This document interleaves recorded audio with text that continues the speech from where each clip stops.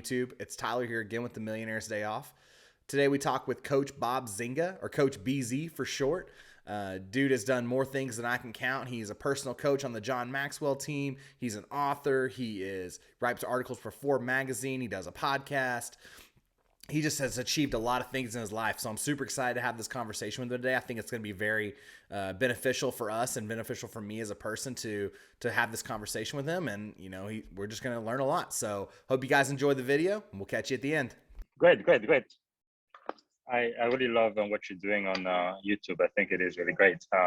Investing $100 and trying to make $1 million. That's what America is all about, isn't it? Yeah, man. I just, I found myself just like on my days off, I was just like watching Netflix and like doing things that weren't productive. I'm like, surely there's something else I could be doing that is better productive. And then, you just kind of run into like just not knowing a whole lot of people who do stuff like this. And so I just went on YouTube, started looking for people and just started emailing people. I'm like, hey, do you want to be on the podcast? You want to be on the podcast? And so I'm so thankful that you said yes. And you graciously gave me your time. I really appreciate that. No problem. You actually remind me, there is a show, I don't know if you've seen it. I think it's called Millionaires Undercover. Grant Cardone is one of the guys there. He only has $100, and in 90 days, he has to build a business worth at least $1 million. It's pretty great show to watch. But anyway, that's really cool. Yeah, I think it's almost like a hidden influence of the channel is that show. Yeah. I watched it and it was really interesting. Oh, wonderful. Yeah. Well, Bob, I want to kind of just get started, man. You do so much stuff, and there's so many things. You have so many accolades that build up your career. But the one that really sticks out to me is joining the John Maxwell team, which I know is it's a journey to get through. Can you kind of take me through that journey and kind of what your big key takeaways were from that journey? Yeah, actually, Dr. John Maxwell. So I've been reading his books since I was at least 17 years old, right? So he's been a mentor of mine from afar, right? And I have a lot of mentors like that. People I like to follow, thought leaders in their field. I read their books, their tapes, their cassette. I listened to the cassette when we used to have cassette back in the days. Now everything is pretty much digital. And when I actually got to meet him in person, it was in 2007 or 2008. He came to my church. I was living in Tuscaloosa, Alabama, and I used to go to a church, Church of the Island in Birmingham. And John Maxwell happened to be one of the board members of that church. So every year he would come and he preached a sermon that day about today matters. That literally changed my life. Basically, the summary of that sermon was, there is something that you do today that is going to affect your tomorrow. Kind of like you were saying, many people may be spending their time watching other people be creative, watching Netflix, playing games, or whatever it is, and that doesn't really add anything to their own personal goals, right? But there is something you can do today that's going to take you closer to your own personal goal, your own personal achievement. And what you do today does matter because it's going to impact and influence your future. That sermon, it was only about 30, 45 minutes, completely changed my life. So, and then fast forward, I moved to California, and about 2 years ago, I was looking for some type of leadership development program. As you know, I've been in the Navy since 2004, 17 years now, and in the Navy, leadership is like the primary thing. That's really what they teach us about like all the time. And John Maxwell is definitely one of those thought leaders that we are. They recommend us to read a lot. There is him and some others. So he definitely had a lot of street creds with me. So just having the opportunity to be mentored by him and be certified by him, that was just like, almost like a surreal moment.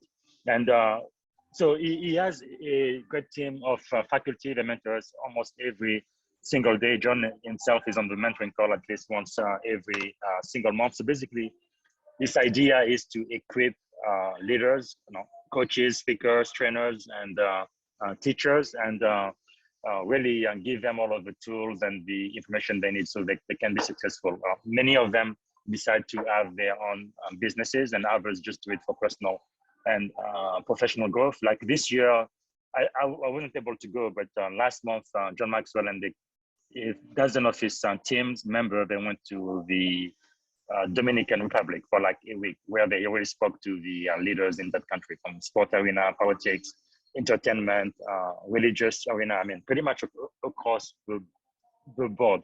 trying to develop leaders in that nation, and eventually, I think, change the entire nation. But anyway, I got on the waiting list too late. So right now, I am already on the list for the next time is going. I think it's Papua New Guinea next year. I'm gonna make sure I am there with it. But it's just amazing what it does. I know he's in his late 60s now, almost 70s, I think.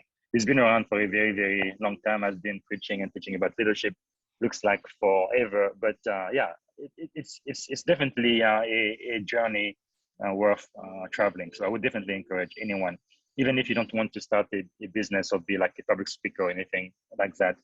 It's really insightful and I think valuable what you're going to learn for your own personal and professional development as well. That's awesome. Yeah, my dad passed that class a couple years back, and so he's Oh, certified. nice. He does all that stuff too, and so there was always That's already awesome. that connection between us. A lot wow. of yeah, that is really good because John Maxwell, I believe he has the biggest coaching program in the world. It's almost more than 40,000 people now that are in the program, and they started only like 10 years ago. Yeah, we just celebrated 10 years, which is pretty amazing. Huh? Yeah, no, that's insane. So, I think a big thing when you think of leadership is like you follow your habits, right? If you've read Atomic Habits, that's like the key thing they preach. What do you consider to be your key habits to your success and all that you've done? I think there are a few. I've been studying success since I was 17 years old, right? Seriously. Because when I was 17, I came to this country. I did have a little bit of money. Sorry. But only enough to last for a year. So I was actually going to figure out how to be successful in America, where I don't know anybody, I don't have any connection. I'm really going to need to develop as a leader. So even back then, intuitively, I kind of knew there were three things I needed to be very, very good at. One of them was leadership. The other one was technology. It was like, in the mid 90s, the internet was just starting, and I just saw that in the future, this internet, this computer thing is going to be one of the most crucial skills anybody will ever need to have, regardless of their job or position. And then number three was business. I felt like my mother was an entrepreneur, my father too, and I felt like really creating and managing a business, having some type of business skills, no matter what you do, even if you decide to be an employee for the rest of your life, is going to be a very important skill.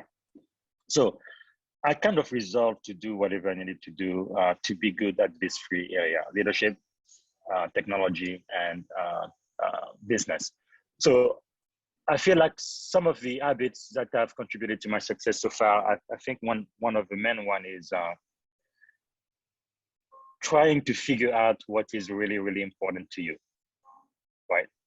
Prioritization, like one of the John Maxwell wrote the best-selling book, 21 Laws of Leadership. I believe it's law number 17, the law of prioritization. I think that is the most important law of them all, to me anyway, because what it says is everything you do doesn't have the same priority. There is something that you should focus your time, your energy on that is going to get you 80% closer to your goal, right? I believe in the Pareto principle, the 80-20% rule. So most people, they spend 80% of the time on only getting ahead 20% toward their goal. What you need to do is the opposite. You want to spend 20% of your time on the task that is going to take you 80% of where you want to go. So I think one of the primary skill I still try to own better and better and better is what is the best use of my time right now? Based on my goals, I'm very clear about what I want to do, what I want to achieve. What do I need to do right now, today, in order to get closer to that? What is the highest priority function for me at this moment, right? Again, for a lot of people, they spend time watching other people's work. They play games, they watch Netflix or whatever. I mean, again, there's nothing wrong with that. But when you spend the majority of your waking moment doing that, making somebody else rich, wealthy, and not working on your own plan for your own wealth, for your own family, I think there might be a problem, right? Another one of my mentors told me, success and failure in life is really dependent on what you do with the remaining 8 hours, right? Everybody gets 24 hours a day. Most people sleep for 8 hours. Most people work for 8 hours. Now, what you do with the remaining 8 hours is what's going to determine if you are successful or not. And what are you doing with that time? How are you investing that time? Again, back to the sermon John Maxwell taught back in 2007, 2008. Today matters. What you do with the time today has great significance in your future. What are you going to do with it? So I think that is probably the single most important habit I've learned to improve and hone and do as well as I can is figuring out what is important to me right now. What is my highest value task? I want to work on the one task that's going to get me 80% toward my goal and not waste my time on the one task that's only going to take me 20% where I want to go. And that task might be easy. It might even be pleasurable, but it's not going to help me get where I want to be. Brian Tracy, another one of my mentors, says, no, eat that frog, right? Eat that frog first. So the most difficult thing that you have to do, the most important one, that's the one you need to do and tackle. And once you do that, then your life will be easier. Instead of you doing very easy, simple tasks now, that's not going to get you anywhere, right? People who are successful don't focus on pleasurable activity. They really focus on tasks that are going to get them closer to their goal. They are goal focused, whatever it takes, right? Doing what you need to do when you need to do it, whether you feel like it or not. That is really, I think, one of the key secrets for success. And maybe in addition to that, I will add persistence as well. And actually tomorrow morning about this time on my podcast, I will be speaking about the importance of persistence. That is one thing I think that has helped me a lot throughout my career, because 9 times out of 10, you want to do something, you want to start something, people are always going to say, no, can't do, no, you are not allowed. But you have to be persistent and know that, no, that's exactly what I want. What do I need to do in order to change your no into a yes, or at least from a no to a maybe, right? Yeah. Because the great majority of people I've seen, they start something, they start a business, they start a program, they want to lose weight or whatever it is. As soon as they get a little bit of an obstacle, of a challenge, they just give up. Mm-hmm. And if you give up, there's no way you can succeed, right? If you are not in the ring, you cannot win. If you don't throw the basketball, there is no way you're going to be able to score. So you at least have to be in the arena. You have to be there. You have to do something, because at least then you have a chance to succeed. You may have a chance to fail too, but at least you have a chance to succeed. So you have to be persistent. Dogged persistent, I think, is a master key of success. Now, one quick example with my military career. After 9/11, I knew I needed to join the military. At the time, my wife, a U.S. citizen, I had the baby on the way. She would be a U.S. citizen as well, but I wasn't. So I talked to everybody, to the Army, to the Navy, to the Air Force, to the Coast Guard, all of them. And I'm like, okay, I need to join. They're like, no, you're not a citizen. You don't have a green card. No, you cannot join. Okay, I'm like, I'll be back. So 3 years later, I finally got my green card, and then I came back. I said, okay, you guys said no, I needed to get this piece of paper to join the military. Here I am now. How do I sign up? And they're like, okay, wait a minute, you have a degree. Maybe you can become an officer. So are you a U.S. citizen too? I'm like, no, not yet. They're like, no, you can be a U.S. citizen, but yeah, you can definitely enlist. So I signed up, and I think a year and a half later, I became a U.S. citizen. I went back to the same report. Okay, I told you I'll be back. I am now a U.S. citizen. Here are my papers. How do I become an officer? So just being persistent, and then it's almost like they have to get rid of you, right? They said the squeaky wheel gets the grease first, but just making up your mind, you will not be denied. You're not going to take no for an answer, and going after what you know in your heart you are called to do, you are passionate about. And don't let anyone or anything say no. Yeah. I think that really, really helps. What do you think, like, now that you brought up your military and all that, what do you think is the biggest thing you took from military to civilian life to help you succeed in the business, technology, and, all those worlds? I think probably the most important thing in the military is leadership and discipline, right? I remember when I went to boot camp, the first couple of days, I really, really hated it a lot. I went to Great Lakes. Many of my peers called great mistake. It was horrible. They pretty much cut you off from the world. You don't get access to the news. You can talk to your wife, to your kids, nothing. It's like you completely cut off the entire world. You have no idea what is going on in the real world now. There could have been a terrorist attack or a war. You wouldn't know anything about it. And it was very, very difficult. They made us walk everywhere. First, they shaved my head. They took away my precious hair and gave me uniform. Everybody was exactly the same. I mean, it was quite an experience. But through all of that, though, since boot camp, for example, I've been waking up at 5:30 every morning, regardless of which time zone I am in. 5:30, it's like I have an alarm in my brain. I just wake up every single morning, including weekends, right? And that I think has been very, very helpful in what I do in the civilian world. Because, for example, in Silicon Valley, most people, they don't start work until about 9, 9:30, 10 a.m. That's when they kind of come into the office. When we used to work in the office prior to the pandemic, I would be at the office like at 7:30 in the morning. So I would have like 2, 3 hours of work uninterrupted. Nobody was there, just me. I was able to do so much work in those couple of hours, more than I would like for the rest of the day when everybody would be there and then interrupt me like every 10, 15 minutes where I couldn't really concentrate. So just the ability to be disciplined, to wake up early, to continue to try to remain fit, right? Because health and fitness is one of those things is very, very important, but it's not urgent, right? Nobody has feels the need to just be healthy and exercise and do all of those things, but it's something you have to be disciplined to do because in the long term it has a lot of great effect on your life, your creativity, your health, and so forth. So yeah, I think what I really got from the military is the discipline and then the leadership, being able to influence people, work on a team, and being able to accomplish the mission as a group. And I've been able to really use those skills everywhere I have been since. Oh, that's awesome. So I think, you talk about your like personal coaching. What does a personal coaching plan look like for you? Is it more the public speaking? Do you do one-on-ones? What's really kind of your process and procedure when it comes to your personal coaching stuff? Well, I believe everybody needs a coach, right? I used to have a mentor who used to say everybody at some point needs therapy, and I really think today people need a coach to kind of help them focus. Like myself, I have coaches too, right? One big thing it does is it really brings accountability, right? You need to be accountable to someone because again, think about it. It's going to be the first of the year soon, right? In a couple of months, and people are going to say, "Oh, this year I want to lose 50 pounds. I want to exercise. I want to be able to swim and do all of those things." Usually, they do it for maybe a week, two, maybe three at most, and then they just drop off the face of the earth. They stop doing whatever they said they were going to do. And I think part of the reason is because they are not accountable to anyone. There is nobody there to be in their face and say, "Hey, what did you do last week? You said you were gonna do this. This is the plan you have. Did you actually achieve it?" Actually, even in my own personal life, sometimes there are certain things I know I need to do, but I don't actually get to do them until it's close to me to meet with my coach, and then I make sure to do them so I can give my coach the good news. Hey, I did what I said I was going to do. This is the progress I have made, because I would be looking like a fool to show up and okay, I knew I was supposed to do that, but I decided to watch Netflix instead or play games.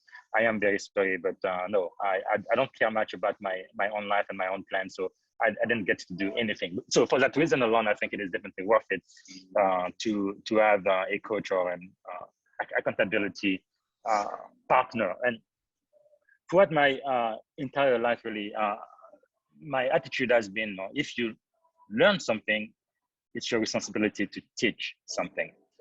So I've been mentored. I have a lot of mentors today, and I've been mentoring a lot of people too in the military, in the IT community, in the technology field, in cyber security in Silicon Valley, and I even have people reaching out to me on LinkedIn from all around the world. They just want to get into this cyber security field, which is, I believe, the field of the future. But they have so many obstacles in order to get into the field, and they just need the help. So I have been coaching and mentoring a lot of people like that. So I do have a few people that I coach and mentor personally, but that's also part of the reason why I decided to start the Leadership and Success podcast, in order to kind of share my knowledge, my experience to as many people as possible. On LinkedIn, for example, about 37,000 now people follow me there, and the great majority of them are definitely success driven, very ambitious people in the military, the IT field, and also higher education. And I feel like anything I can do to kind of give back to the community, because I have received so much help, and when I really, really needed it, I think that is definitely worth the effort. Yeah, you got to tell your personal coach, yes, I folded that laundry today. I did it. Yes, absolutely. Yeah. That's awesome, man. So I'm gonna put you in my shoes for a second, Coach BZ. So I give you $100. I tell you to make it into $1,000,000. You just go straight to Silicon Valley and invest in an app. What's your game plan? Well, that is quite challenging, but the good thing is in America, really anything is possible. That is really what I love about America, right? It's the only country in the world with a dream, the American dream. Right? I lived in Africa, I lived in Europe, I've traveled all around the world.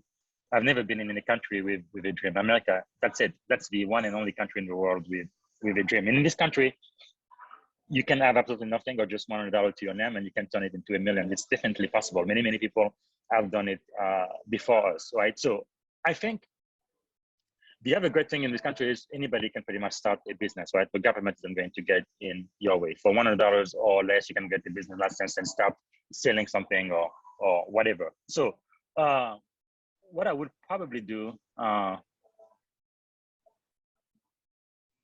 maybe start some type of online marketing business. That might be one of the easiest things to do if you want to grow money quickly and get clients and help them out, with your knowledge. I feel like we really live in the knowledge economy right now. For my own example, I think it was in 1997. The internet again was just brand new, and back then people would just wanted to be able to get online to have a website. So I was like, okay, I'm gonna learn how to create those websites. So I became a web designer. I taught myself how to do it. I was like a sophomore in college, and then I started doing websites for free for my church and some of the professor I was doing research for. And what that did is, even though I did it for free and didn't pay me any money, it helped my reputation, right? It gave me credibility. Now I could go to clients and say, okay, here is an example of a website I have designed and developed and that I maintain. And then I started creating websites for small businesses around town, for lawyers, car salespeople, and so forth. And then I started charging like $1,000. That was back in '97. Back then, that was quite a lot of money. $1,000 per website. So it pretty much cost me nothing. If it was like maybe $35 or so for a license, and within a year, right, I was making like $12,000 just creating websites. So, and then the following year, I was like, okay, this is great, right? But the problem is when I create a website, they give me $1,000 one time. I eat the $1,000 and I don't have any more money. It is gone. I don't get any residual income whatsoever. Then I need to find another client and sell more. So therefore, I decided to now have some type of subscription where not only I create the site for you, but I'm gonna maintain it for you and update it for a fee every single month. So basically, kind of like being a lawyer, right? You are pretty much putting me on a container. If there is anything, I will take care of it. If unfortunately, if I don't have anything to do, everything is perfectly fine, then I'll just keep your money. You are paying me because if you need me, I am going to show up. So I started doing that, and I did that for about 10 years or so. And then when I moved to California, I had to start my business. But that is definitely something that showed me how to learn more about business, And even at some point, I was hiring a consultant to help me out because it was too much work that I could handle, because I did have my own full-time job too. But just know how to deal with people, how to really provide excellent customer service, right? Customer comes first. Kind of like with Amazon, they pretty much obsessed with customers over there.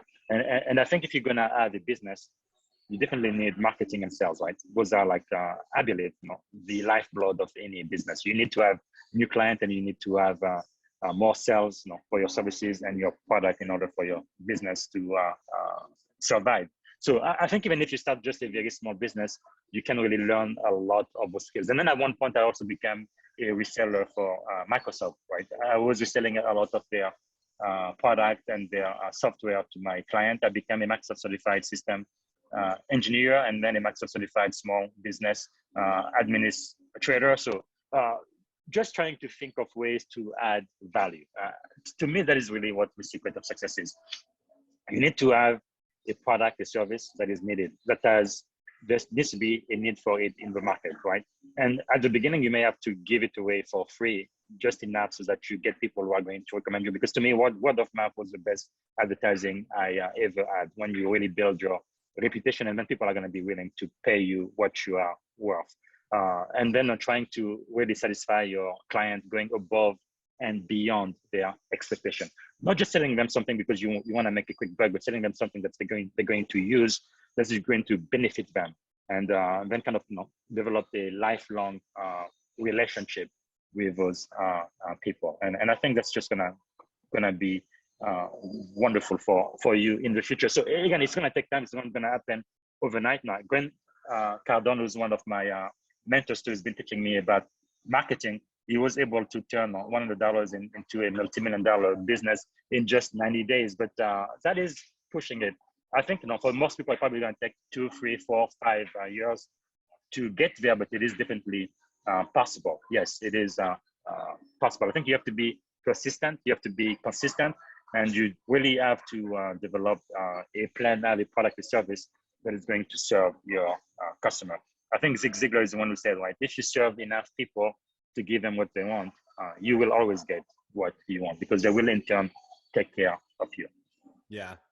Bob, you have a lot of knowledge when it comes to like what other people say. So I'm assuming you're an avid, a very high learning reader. What are you reading right now? What's really piquing? Oh yeah, so many books. I think I've read more than 2,000 books now since I was 17 years old. And the other kind of strange thing, because I am a scientist by training, right? I have a Bachelor of Science in chemistry and biology, and almost done the PhD in microbiology. Many people in the science field, they really enjoy reading science fiction, but I can't. I can't spend time reading science fiction. I feel like it's a big waste of my time.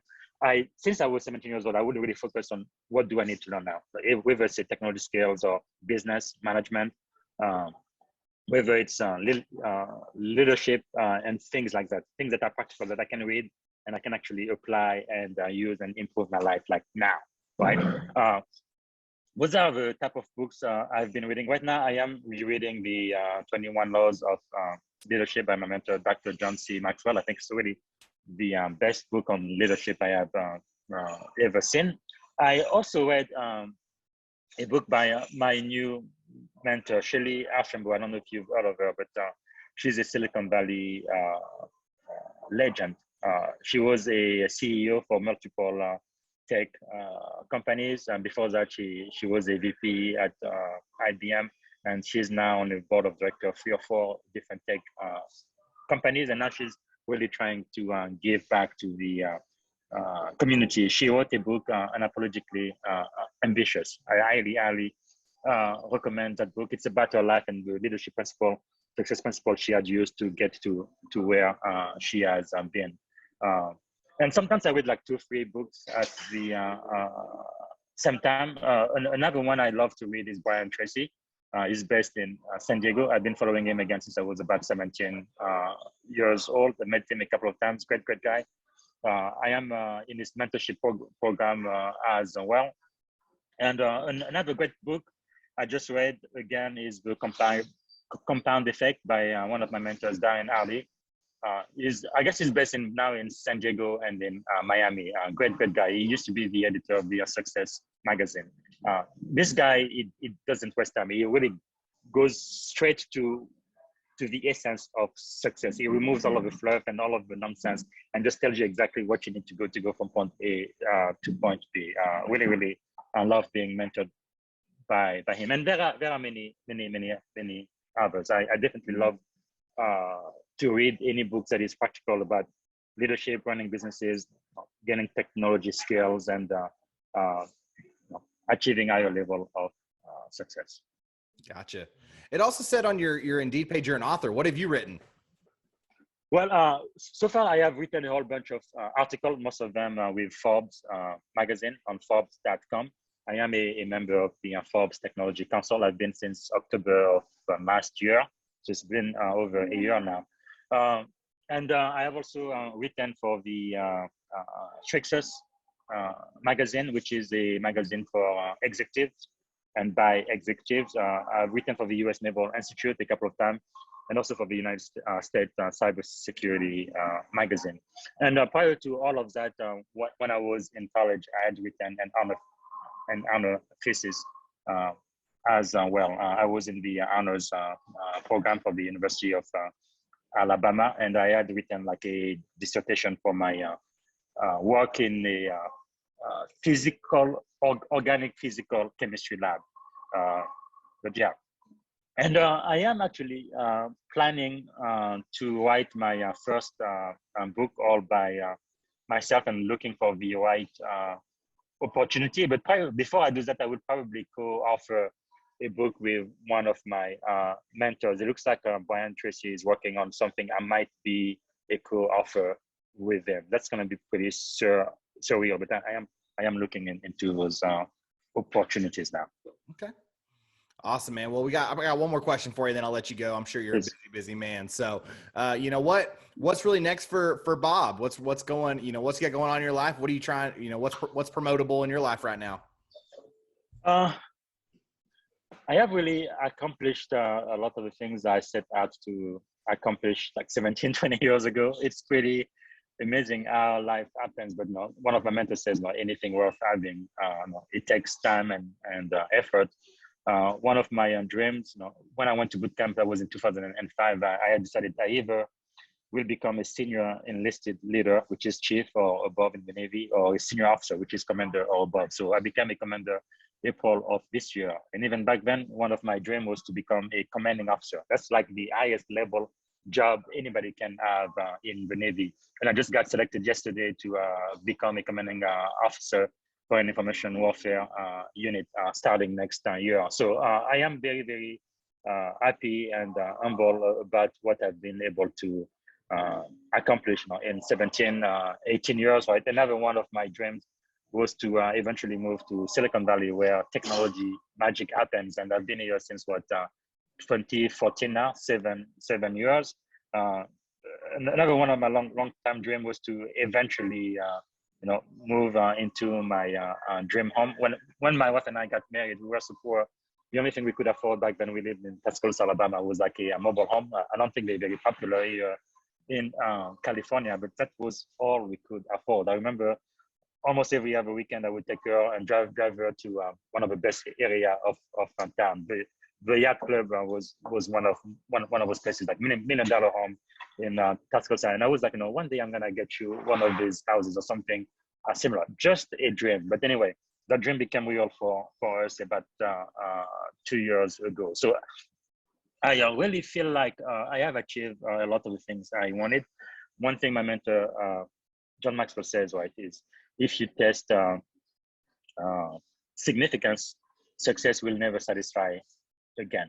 I think at the beginning, you really want to do everything you can for you to be successful, for you to take care of all of your needs, right? Make sure you are paying for the house, the utilities, and food and transportation and clothing and so forth. But after a while, bro, once you get your first boat, like a second boat isn't gonna do anything for you. Once you get a mansion, a second mansion isn't gonna do anything for you. You need to get to a point where it's now time to kind of give back to the community, help somebody else achieve their dream. And I think that's where you separate those who are very successful to those who become significant.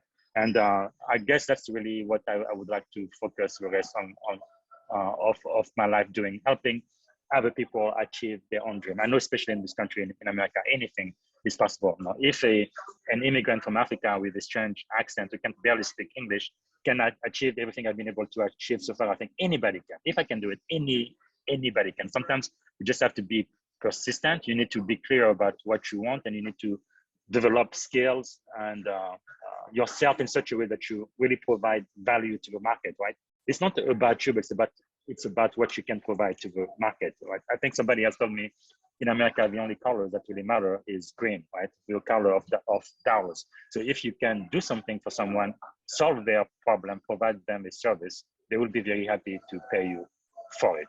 When I first started, I was making minimum wage. At the time, I think it was $4.75 an hour. That's all I made. When I started working full time, I was making like $17,000 a year. That is all I could afford to make, because that's all the skills I had. It was the type of problem I was solving. Today, I'm solving much bigger problem, making a lot more than that, but I had to start somewhere, right? It's kind of like you have this ladder. You have to start at the bottom, but eventually you work your way up. Same thing with the Navy. I started as an E1, seaman recruit. That's the lowest rank in the entire military. Everybody outranked me, everyone. And today I am a senior officer. I am an O5, and now in most rooms I go to, I am the ranking senior officer. So it is a journey. Start wherever you are, add value, and I think you need to take care of your family, take care of your own self. But at a certain point, you need to start giving back to the community and just help people who are trying to achieve something significant, so they can also make an impact in their own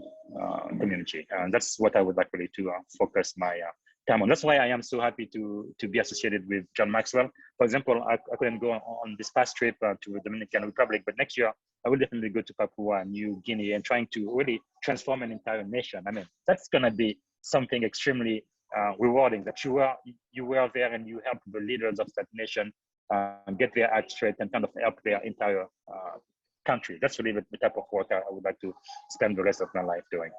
There you go. Awesome, Bob. Well, thank you so much for coming on the podcast, my friend. We'll definitely be in touch. Have a great afternoon, my friend. Good. Thank you. Thank you so much, Tyler, and keep up the good work. Bye. Yeah, you too, buddy. Bye. Such a cool conversation with Coach BZ. I mean, dude just killed it. Man, thank him so much again for his time. I really appreciate that.